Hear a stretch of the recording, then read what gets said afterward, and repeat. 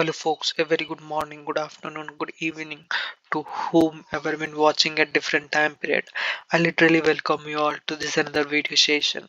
So in this video session we'll be having a discussion port and their significance.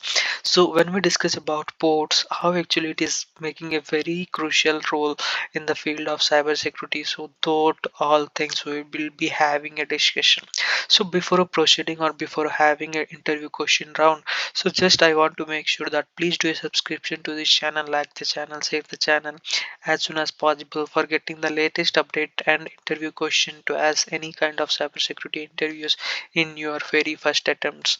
So here is the some interview questions that basically been asked, which are related to ports and their significance, along with their answers. Okay, so first question which is basically been asked is that what is the significance of port in networking, and why are they essential for cybersecurity?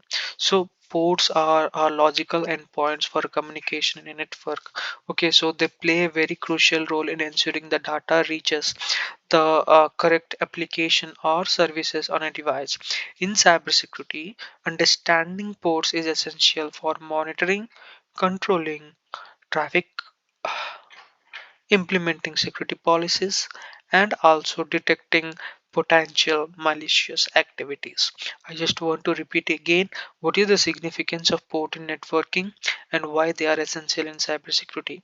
So ports are logical endpoint for communication. Okay, so endpoints is all about our devices, which is basically we are using like servers, monitors, devices, or gadgets. Okay, so those are endpoint devices. So from that devices we are connecting to different ports, right? That's the reason why they are called logical endpoints for communication in a network. They play a very crucial role in ensuring that the data reaches the correct application, or eventually we can say the services on a device. So in the field of cybersecurity, what happens is that understanding the ports is very essential. For what? For one is monitoring and controlling network traffics. Second is implementing security policies and detecting the potential malicious activities. So those are the very three crucial points when we discuss about the significance of ports in networking. So difference between TCP and UDP ports. So that's basically basic questions which basically been asked in every interview, like can you explain, can you differentiate between a TCP and UDP ports? So TCP basically stands for what? Transmission Control Protocol, and UDP stands for User Datagram Protocol.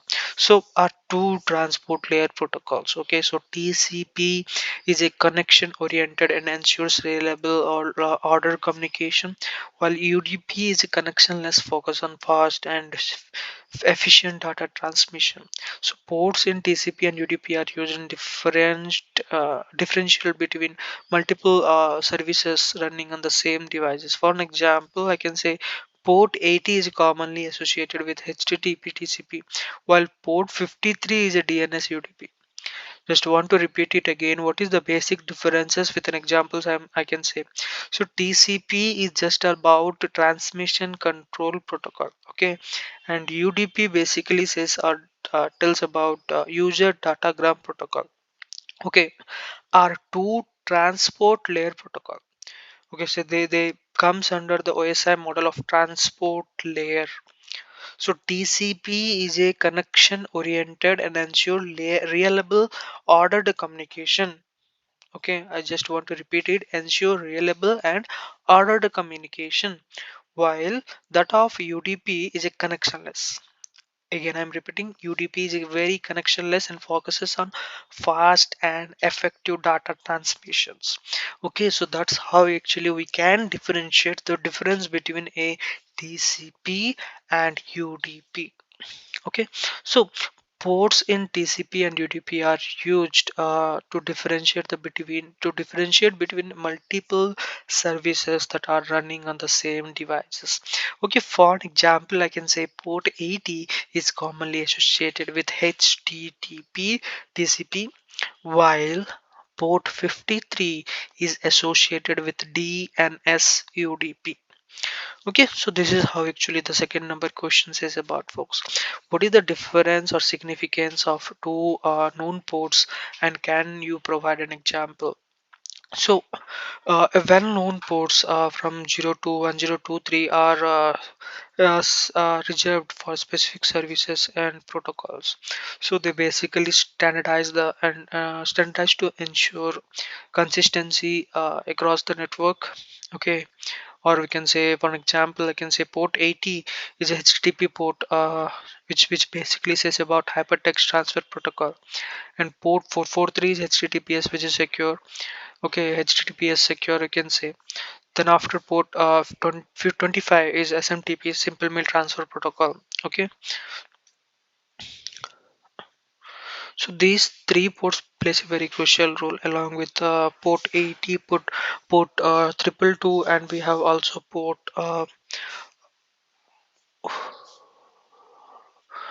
like 25 and 25 we have, right? So these port, along with these three ports, we are also having some more port that basically helps us to analyze the things, and which are secure and which are not secure, which need to be having, which need to have attention. Like we have also discussed about port 53, right?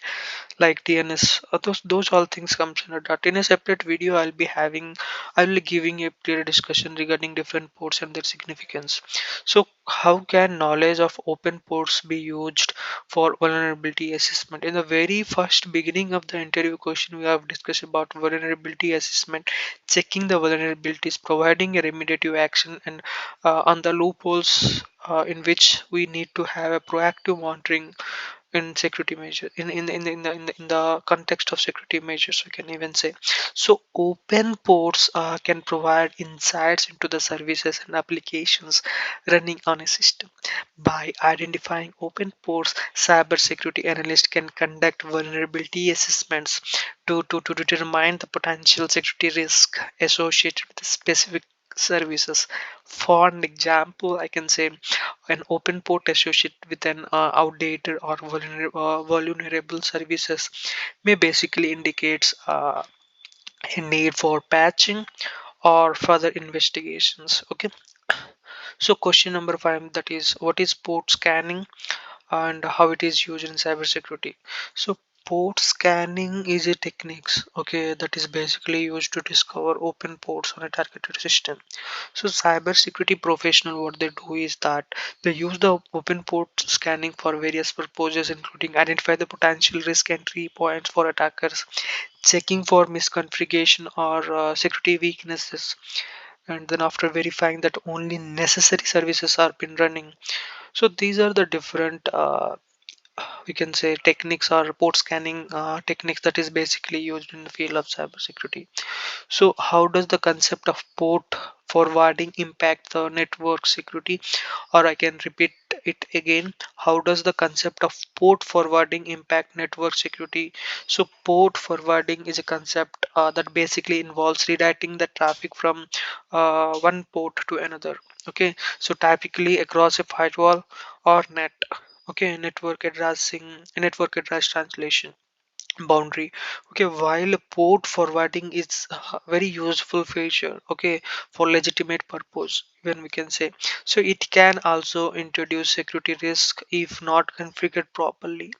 Okay, just I want to repeat it. So if port forwarding involves redirecting traffic from one port to another, it redirects the traffic from one to another.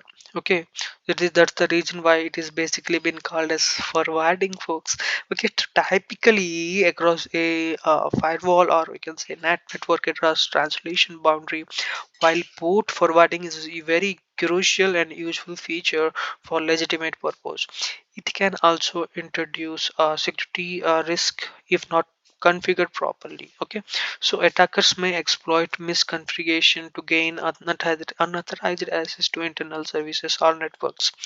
Okay, and coming to the seventh number question, that basically says about, in the context of cybersecurity, how can firewall be used to control access point? That's very important, folks. So, in the context of cybersecurity, right, the firewall can be used in different perspective. So, for example, I can say firewall are essential or you can say firewalls are essential control, or the boundaries which restricts the incoming and outgoing traffics, okay, by a very predefined and configured complex rules. Okay, so when we discuss about the firewalls are essential controlling access points for enhancing the network security, they can configure to allow or block traffic based on source and destination ports. For an example, if I say a firewall rule may allow incoming traffic on port 22 SSH and only from a trusted IP. Okay, so while blocking all other incoming traffics on that port. Okay, so this is how the actual context of cyber security, and it basically used for access points. So what is the significance of imperial ports, and how are they used in network communications? So imperial ports are temporary ports used by client application or communication with the servers. So they are randomly assigned to a specific range like 4912C to avoid conflict. Understanding imperial ports is crucial for tracking and managing dynamic connections, especially in scenario with basically involving multiple client server interactions. Okay, so these questions and answer provides a foundation for discussing ports and their significance context in the field of cybersecurity. During any interview you can ask with these questions. Okay, so this is all about today's analysis, folks. I hope you have enjoyed the session regarding the understanding, and you have understand the concept in a very precise manner. I assume that if you have any queries, please put a comment, and I'm eager to answer all your questions promptly. Thank you.